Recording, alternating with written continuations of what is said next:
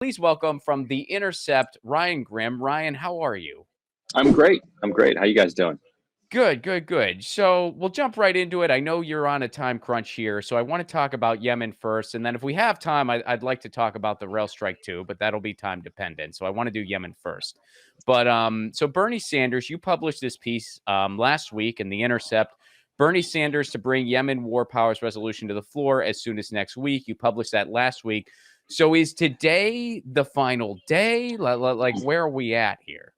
Yes, because the War Powers Act creates this unique procedure for anything war related that allows any member of the Senate to go through a process that allows them to put a war powers resolution on the floor that restricts the administration's war making ability without having to get over a filibuster and without needing the permission of a committee and without needing the permission of the leadership.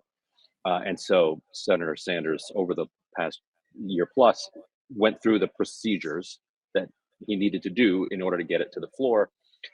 Because Republicans took over the House and they will take it over in January, a lot of groups on the outside were pushing Sanders to make sure that he did this before before Republicans took over. Do this in the lame duck, because the Republican leadership, even though you have a sizable, a growing number of kind of whatever you would call them Republicans who are anti-war, you don't have leadership that is anti-war, and so the House doesn't have the same procedures. Paul Ryan changed them; they haven't really been changed back, and so it would be very difficult, not impossible, but difficult to get it on the floor with Republicans in control of the House of Representatives. Just difficult enough with Democrats in control of the House of Representatives. So they wanted to push it now. But as you mentioned, the White House has been now whipping against it throughout the day and urging Democratic senators who voted previously for this under Trump to flip and vote no. And they've even privately threatened to veto. Although Karine Jean-Pierre was asked about my reporting from earlier today, and she wouldn't comment on whether or not Biden would veto it. But I obtained the talking points that they've been circulating privately around the Senate that say that the quote unquote staff would recommend a veto, and that's going back to the Bush administration and before. That's how the White House phrases a veto threat, so that if he ends up signing it, he didn't kind of get back down. He just didn't take the advice of his staff. So basically, they are threatening a veto. What is their rationale behind this? Like what are they like? How are they so justifying this? It's so cockamamie, and maybe I can even pull it up and read some of it. But their basic argument is that you have to vote against this war powers resolution for peace. Like the anti-war vote is this. I feel like there's a meme about that somewhere. I feel like Yes. there's a meme that the whole war is peace thing. We were supposed to see through that a long time ago. And so here's a little bit of it. The situation is still fragile, and our diplomatic efforts are ongoing. The most intense diplomacy right now is directly between the Houthis and KSA, which is what we've always wanted, and they are making progress, but it's far from done. A vote on this resolution risks undermining those efforts. The president followed through on his pledge to end support for Saudi-led offensive operations. This is another fundamental difference from when you considered this resolution in 2019. We have halted all sales of offensive munitions. And I'll read one more. We know that this is a difficult decision to change a vote, but the circumstances are fundamentally different than they were in 2019, and a vote would undermine the possibility that we can finally bring an end to this war and the humanitarian suffering of the people of Yemen. So that's from the Biden administration's talking points to the Senate of why people should flip their vote. And in the name of peace, vote to allow the U.S. to continue to support Saudi Arabia.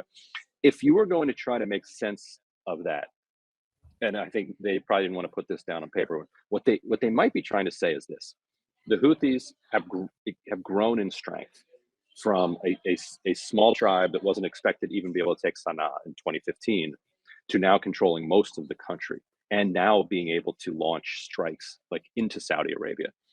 And in order to get Saudi Arabia to agree to a permanent peace with the Houthis, Saudi Arabia would want to feel like the Houthis were still somewhat in check, that they would be nervous that so Biden might be arguing here that if you take out this last leg of support for Saudi Arabia's war efforts, the Houthis get too strong and then the Saudis will be too humiliated or something to make a deal with them. That's the best sense that I can make of that rationale from the White House. Chris Murphy was on Mehdi Hassan's show today, and Murphy's been hot and cold on this issue. He's been great at times, and then at other times he has not. Today, he said, "Look, we have already restricted 90 to 95% of support for Saudi's war in Yemen.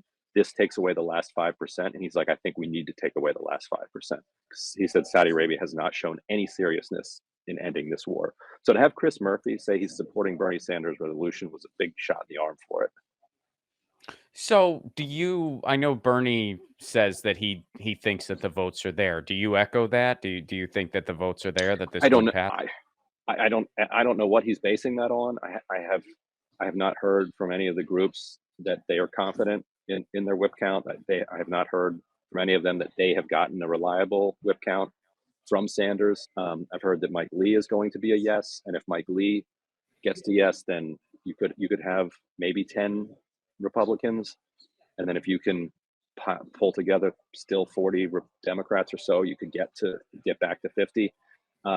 But with the White House whipping against it, I think there's so many Democrats who just don't care enough about this issue that if they can build some capital with the White House just to do whatever the White House wants, and then in exchange get whatever they're trying to get out of the White House for their home state, or whatever politics we don't know about that's going on behind the scenes, I could see a decent number of Democrats who voted for it in 2019 flipping their vote, unless they think enough people are watching, because they're not going to want to get you don't want to be called a flip flopper, and B, you don't want to get called somebody who supports this horrifying 7-year long war in Yemen, waged by Saudi Arabia, the butcher of Khashoggi, teaming up with Russia in the war against Ukraine, like allied with Trump, like jacking up gas prices, run by a lunatic, like that. It's not going to be an easy vote for them yet. Under pressure from the White House, I could see a decent number of them flipping. So we'll see. This is one of those votes I don't know how it'll come out. Mm. So, what is kind of like pressing right now? Right now, I mean, you mentioned there is like a deadline that we're up against like today. So what is that exactly? Is this the deadline for the vote, or are they going to have the vote, So or like? yeah, today the vote will be at 7 p.m. today. Okay. The only deadline is the lame duck. Like they got to get it done before January 3rd, I guess, is when Hmm. the new Congress comes in, and they're going out for Christmas recess soon. So it's basically do or die now, because it's December 13th, so got to do it soon. Now there was a ceasefire. There was a ceasefire that has been in effect. It expired October 1st, but hostilities have not resumed, and it's been in effect for maybe 9 months now. And so that the administration is also using that. They're saying, "What do you need to do this for? Uh, Relax. There's a ceasefire. We're good here. Like we're moving toward a permanent truce.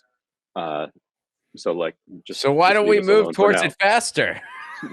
Seems So like let's seems move towards it faster. No. We might want a war again because war is peace. Yes. Remember? Like, War oh, is okay. war is war is peace. Yeah, Wow, it is exactly. something. So, well, what happens if we don't get the vote tonight? Is it just completely, or can they bring it again before the lame duck is over, or will this just kind of fall by the wayside then? If it goes down, if it wins tonight, more than 50 votes, because it doesn't need 60, then it goes over to the House, and then you have to pressure House leadership. Peter DeFazio is the champion of it over there, but it has the support of normie Dems like Adam Schiff, Wow. people who draw a lot of water over in the House Democratic Caucus. So and DeFazio is retiring. He'd probably like to see this as one of the last things he does. So if it passes, then the fight moves over to the House. If it fails, that's it. Then they'll pick it up again next year, Hmm. and then it becomes a question of whether kind of the crazies like Marjorie Taylor Greene can like put enough pressure on their leadership to allow a vote. Hmm. And because at that point the House progressives are they don't have a whole lot of pull with Kevin McCarthy, believe it or not. Yeah. So we'll find out in a few hours. You're talking 7 Eastern, right? Yeah, yeah, yeah. So we're just a few hours away here. I So think Bernie's going to let's. speak at 6:15 if people want to set their C-SPAN clocks. Oh, okay. All right. So Bernie will be talking in about an hour. Yeah, it Um, should be fiery because he knows that the White House has been fighting him on this. well, last question on this, and then I'd like to switch over to the railroad strike. Is this in any way similar to Ro Khanna's? I mean, he had a Hmm. resolution to end the Yes, conflict in Yemen too. Is this the mirroring sa- that, or yeah. So he led that one in 2019, and with Sanders as the Senate lead. So yes, okay? it's basically the same thing. And Khan is a supporter on the House of DeFazio's resolution, but Khan has only been in office since 2016. So if somebody more senior feels like they want to do it, they kind of Okay. get dibs. Well, we will see what happens. And it looks like, are you in DC? You kind of look like you're in DC. Yeah, this is the Capitol Press Gallery. Oh, nice. So the Wi-Fi is not too shabby. That's good. I No, I I it's good I stuff. I had Good to live fiber. stream from the Senate building once. It was in a movement for net neutrality. It was in 2019, and I was a Hmm. little worried. I bought the extra data you can get, just to be safe. But who knows? Maybe the data in there would have held up. I'll never know for sure. But yeah. Yeah, So it's working fine. good, good, good. So let's go over to the rail strike now. You you had a perspective that frustrated some folks. Sure Um, did. I'm not gonna lie, I was one of them to tell you the truth. But I'll hand it over to you first. So what, my understanding is that your perspective was, basically what happened here was they did the vote to crush the strike, which is, I mean, that goes back to the Railroad Act of Hmm. 1926 that allows the president to get involved and crush the strike. And instead of wanting to crush the strike in favor of the workers and forcing the railroad barons to say, hey, give them what they want, they did the opposite. It was a pro railroad baron thing. And then they decoupled the sick days, which was only 7 sick days, not 15. They decoupled that from the bill, voted on it separately, and we all kind of knew it was likely to fail in the Senate. And then, of course, it did. Um, now you well, let me hand it Yeah. over to you. I don't want to say what your position is, but you published something basically saying that that's how people wanted them to vote, for crushing the strike. So if you could elaborate on that. Yeah. The whole question comes down to whether or not you believed whether or not they felt like it was worth holding a vote in the Senate. And the unions, including these rank and file caucuses of leftist unions, wanted a vote in the Senate. Like they wanted that vote. A, they thought that they were had enough of a shot that it was worth taking a shot Do you mean uh, on the sick days? When you say wanted on to the sick vote, you days. mean on the sick? Okay. Right. All right. Wanted to vote on the sick days. The only way you get that vote is if you get it out of the House and over there with the sick days attached, which they got. Now, what the other thing I have said is that like I get the optics. Like you'd rather have done basically what Rashida Tlaib did, which is like vote no, so you're not on record supporting this. Like the first vote, which is to impose the contract, followed by the second vote, which adds the sick days. The problem with doing that as a full caucus, like a handful of people can do that. If you do that as a full caucus, then you start playing these games because you want they wanted both the unions and the progressives wanted both to pass so that the Senate could vote on them. And so you go into let's say you want to be clever and you win the vote on the 7 day sick days. Pelosi says, okay, you can have that vote. But in order to have that vote, you have to first get past the original contract. So let's say you go out there and you're like, well, there's going to be plenty of Republican support for this. So we can vote no. We can take a principled no vote, and then when it comes to sick days, we'll vote yes. What happens if Republicans uh, are playing games too, and they say, "Look, we don't want this 7 day sick day vote. We don't want them. We don't want to put the Senate Republicans on record. We don't want to be on record. So if you're playing games here, we're gonna vote no on this TA on this tentative agreement." And then it goes down. So now you've taken the principled vote and it's gone down, but now you don't get the sick day vote, and people would say, okay, well, that's awesome, now there's going to be a strike. Yeah. Except no, No, there isn't going to be a strike Why? because then Pelosi is like, okay, we had an agreement. This was how we were going to get a 6-day vote. You guys didn't stick by the agreement. Now we're not going to do a 6-day vote. We're putting the original agreement back on the floor, and that's it. And then it's going straight over to the Senate. And guess what Republicans are going to do that time? They're going to do exactly what they did, which Well, is that's overwhelmingly and then support it. then we have the same result anyway. I You, mean, but I no, but understand you, what you're but here's saying, but it's like okay. But strategically the here, same thing happened. well, no, strategically the same thing didn't happen because they got a full full day of attention on the sick day in the House fight, a day leading up to that. All of this coverage on CNN and New York Times and elsewhere about the sick days. Then, as it goes over to the Senate, they get a vote there. They get another day of national coverage, and they also felt like they had a shot. Like their whip count going in that day was 7. They ended up getting 6. A couple weeks before that, they felt like they were at 10 or 11 Republican votes, and they weren't sure where Manchin was. So there's been a lot of people who are like, you can't get Republicans are bad. You can't get them to support railroad workers. Most railroad workers are Republicans, and a lot of Republicans now are doing all of this pro-worker rhetoric. So I don't think it's as naive as people say for them to believe that they had a shot. They spent a week in November lobbying primarily Senate Republicans, going office to office, and they came out of that week believing that they had a shot at 10 to 11 Republican votes in the Senate. A lot of people are like, no way. You guys are idiots. That's no chance. You never had that chance. But I think if it's your sick days on the line and you think that after all of the work you've done, you have a shot, even if it's a 2% shot, you're going to take it. And I think part of what was going on here is that a lot of outside observers wanted a titanic clash between kind of capital and labor here, because especially when you see the railroads, you're like, oh, this is systemic. Like this is really going to bring all of the issues that we have been fighting for to the fore, and it's going to put so much pressure on the capitalist class that we're going to be able to like really wage this. But the railroad workers are like, I don't we think want it's 7 sick about days.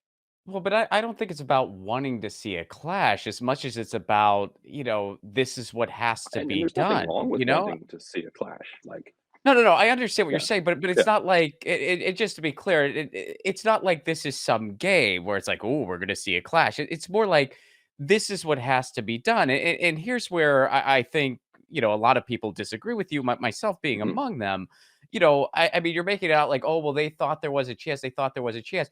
It's not like all the workers had this monolithic point of view. I mean, I interviewed a railroad worker who didn't agree with your assessment, who didn't agree with your strategy, and 4 unions were Well, totally against this it's not agreement. my strategy, but yeah, What you yeah, were reporting, I yeah. understand, but it's like there's plenty of workers who wouldn't agree with that. It's not like it's some monolithic thing, And the other thing where you're talking about them being naive, I don't know anyone who was saying that. I don't think anyone was blaming the workers. I mean, I'm sure if you look at some No, there random are a lot of people who were saying if the workers believed that they had a shot in the Senate, and that if this was what they wanted, uh, they should have been told by like the squad and by Bernie that no, like you don't have a shot. You should not do this. Like there's plenty of people out there that are saying that, and that actually what the progressives wanted was to use the workers as like cover because they just wanted to vote to crush the strike. That's their theory, and that I think actually the progressives should have told the workers, no, you don't have a shot. We're just voting this down. We're not playing any games here with trying to get 7 6 days at the end. Biden has screwed you. He sent the thing over here. We're just voting it down. We're done. I mean, I don't think it's a matter of using the workers as cover as much as just they don't want to rattle any cages. So they're just kind of saying, "Oh, well, we're just going to do this." And some people at leadership said it's okay. And it's like at the end of the day, I mean, I think we'd all be so much better off if they didn't go to crush the strike. I mean, they disagree. Like, and if you could talk to some folks in RWU or over at BMWED Rank and File United, Mhm. like they think compared to where they were on Monday, the Monday when Biden sent that agreement over, to where they are now, like a rally today outside the Capitol that had Bernie Sanders, Chewy Garcia, Rashida Tlaib, Andy Levin, Don Payne, Jamal Bowman, like a show of support for railroad workers that, and a show of like energy from their leadership because now the leadership is kind of following the rank and file. So you wouldn't have seen that before, and so they feel like their chance of getting executive action out of the White House is much greater as a result of the fight that they put up and the national attention that they drew, and that once Biden had screwed them by sending it over to the House, that you know there were bad options and like less bad options. Okay. Well, I mean, again, when you say they, it's not like there's this monolithic perspective from workers. I mean, we could Yeah, and talk that to a bunch of true. people That from but that RWU. We'd find a little bit of everything. We'd find some people who I'm sure agree with your perspective, some people who agree with mine. And, I think we'll just have to agree to right, disagree on that one. right. So let's talk about where we're at now, then, because I know you only got a little bit of time. So I Mhm, want to get some stuff in on where we're at now. To my understanding, that Bernie Sanders letter, which I read, I'm sure you've read it, they didn't list one nor two. They listed three ways where we could still get these sick days in. One mhm, via the Secretary of Transportation, one via labor, and one via, of course, the most obvious, an executive order from Biden. You've been covering some stuff on the mhm. ground today. So fill me in on what you found there. Right, and so some of the stuff that they're pushing on the transportation department is to say, hey, Mayor Pete, like there are health and safety issues here that you can intervene on. So on the one hand, there's federal contractor employee rights, like where Biden could try to like say that the train workers are railroad workers are employees of federal contractors and so therefore are subject to this executive order, which they've been carved out of in the past. I'm putting them in there. Like that's one. That obviously would get challenged in court. Well, maybe it wins, maybe it doesn't win. The railroads have said, look at the Department of Transportation too, because there are all sorts of regulations that say that if businesses are implementing personnel policies that are putting people's health and safety at risk, uh, not just the workers, but the health and safety of people who are on the tracks. And like one worker made a great point at the rally today. It's like when you cut down the number of staff on a 5-mile train to like less than two, Yeah. like who's going to be the staff that's like looking out and like whistling for the kids that are on the tracks? It's like he's like, you guys don't understand how often that happens. Like kids play on railroad tracks, and like very often it has to be staff on the train that are like warning them, blowing that whistle, like get off the tracks.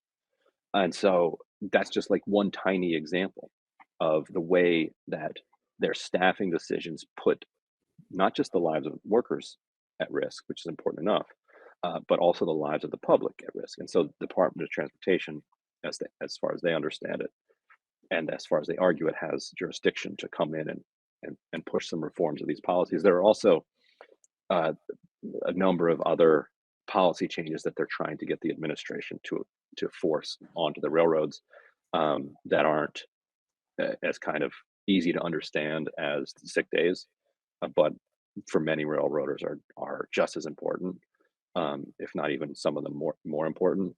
And so they're trying to use this space and this capital because they now captured the attention of the White House because the White House knows that they really took it on the chin on this one to try to say like here are the things you can do if you don't want to continue to be ridiculed when you call yourself the most pro-labor president in history.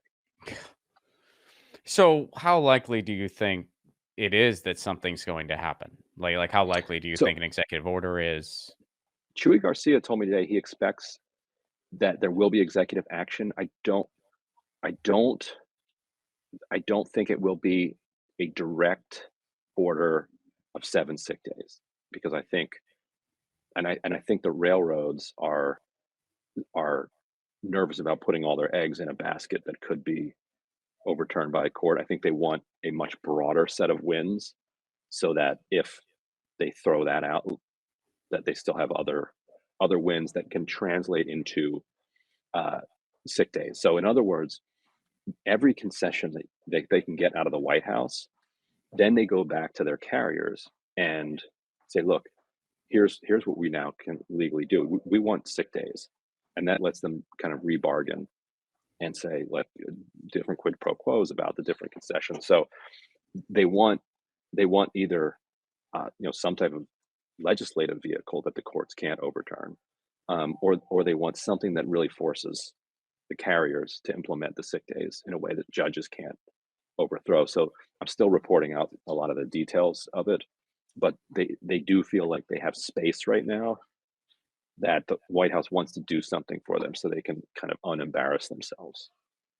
So, like, just to keep it simple, like on a scale of 1 to 10, 1 being nothing's going to happen, 10 being we're going to see some amount of a victory here. Where would you say? I think 7 that they get something. So Fair enough. that they get something non-trivial. Yeah. So, one final question for you, and thank you so much for making some time for this today, and thanks for being on this beat today and tonight, and we'll see what happens here.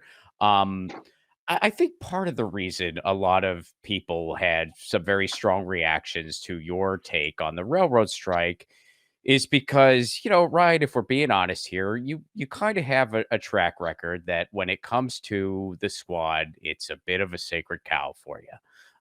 You don't seem to be willing to criticize them, even at times when it's necessary. So, do you think that it is a problem that they're really not behaving as a block? Because that's my criticism of them. They're not working as a block, they're not voting as a block. And if they don't start doing that, they're not wielding what influence they do have. I'm not asking them to change all 434 members, but I am asking them to work as a block so that they can kind of have influence. Would you I agree I with do that?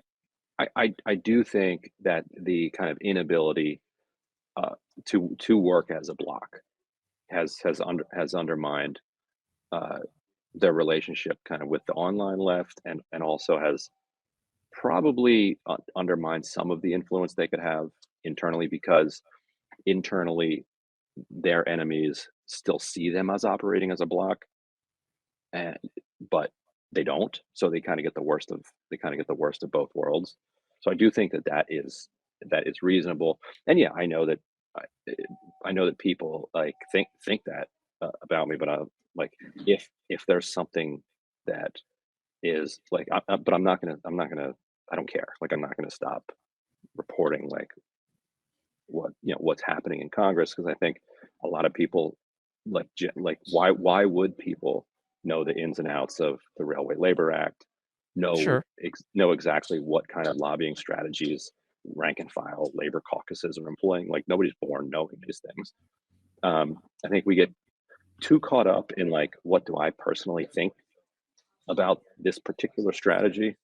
Like a lot of people want to go there rather than just have me tell them like here is why from their perspective they are doing this thing, and this might be useful for you to know so you can argue against them.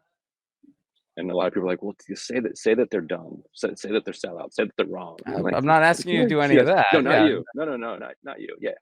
So yeah, it's but what it's fine. It comes with the territory. I love my job. It's fine. Yeah. All right. Well, I guess we'll see what happens here, and thank you so much for being able to stop by today, and we'll see what I mean. We're gonna know more in about an hour and a half here. So thanks for being on the beat, and thanks for tuning in from the DC library or wherever it is you're at. I was waiting for someone to come over and yell at you. I'm glad it never happened. So yeah, safe Yeah. travels. Thanks for being here, and feel Yeah. free to let everyone know where to follow you. Oh, for sure. If over at the Intercept, or you read my newsletter, Bad News, over at Substack. Yeah.